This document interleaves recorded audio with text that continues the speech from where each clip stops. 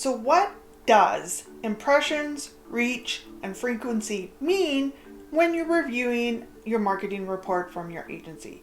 That is what we're going to talk about in today's episode.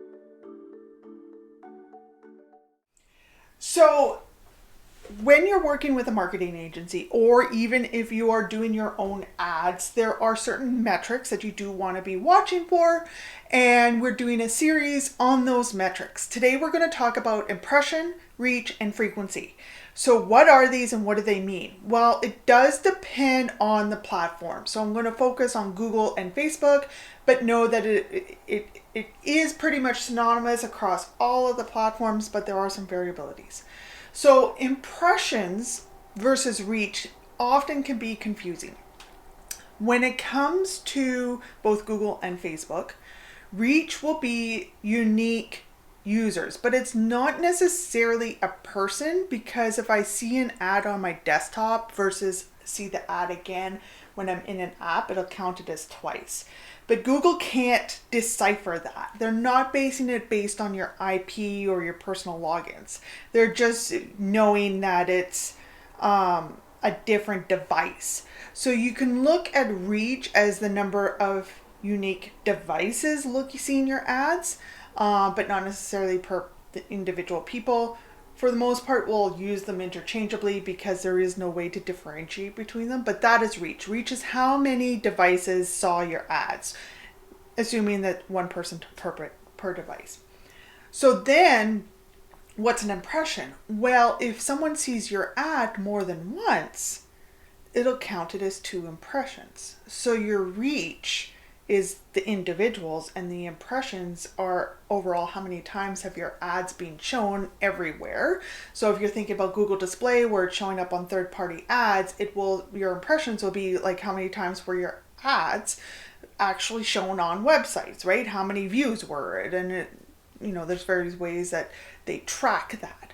And then your frequency is impressions divided by reach. So Google doesn't really have a frequency per se in their metrics, but Facebook does. And so if we're looking at Facebook and we're looking at the ads and the frequency is 4.5, then it's saying on average, one person who's seen your ad has actually seen it upwards of 4.5. Now it is an average, so some people will see it like 10 times and some people will see it like once. So it is an average, and what we do as advertisers is watch the frequency for ad fatigue, because if it gets too high, the effectiveness of the ad goes down and it becomes really spammy, and people start to give you negative feedback and commenting and hiding your ad, which then affects deliverability and affects the campaign, and it kind of snowballs.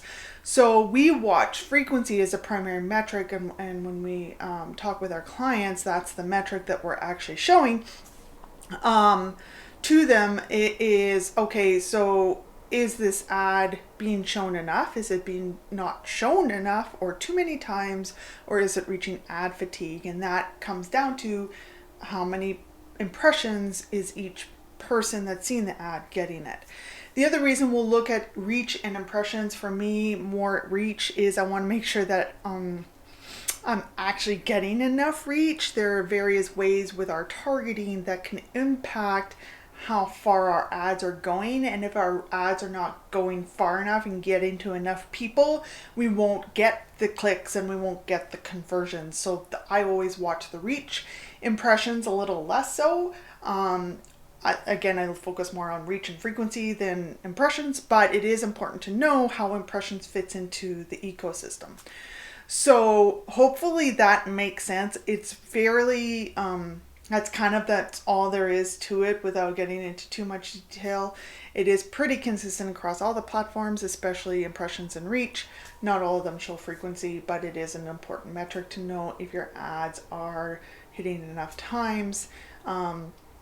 Nowadays, and it keeps going up, we do need to kind of see an offer and see a brand over 10 times before we take action. So sometimes, especially in e-commerce, it works to have a slightly higher frequency for the conversions to come in than a lower frequency.